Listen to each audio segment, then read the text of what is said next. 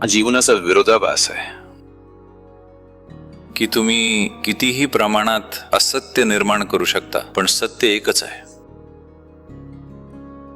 आणि ते सत्य तुमच्या आत आहे. सत्य शोधण्यासाठी तुम्हाला या विश्वात फिरायची गरज नाहीये.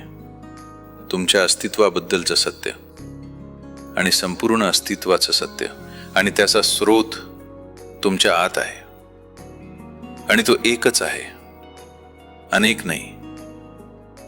तुम्ही जर अनेक निर्माण करत असाल तर हे समजा की तुम्ही असत्याचा कारखाना निर्माण केलाय.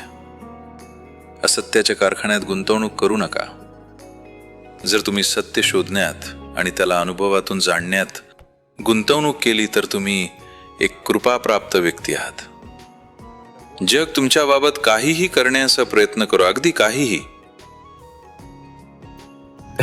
तरीही तुम्ही कृपाप्राप्त व्यक्ती आहात आणि नक्कीच तुम्ही आनंदाच्या धुंदीत मराल आणि त्या पलीकडेही ते सर्वोच्च देखील तुमच्यासाठी निश्चित आहे. फक्त एकच सत्य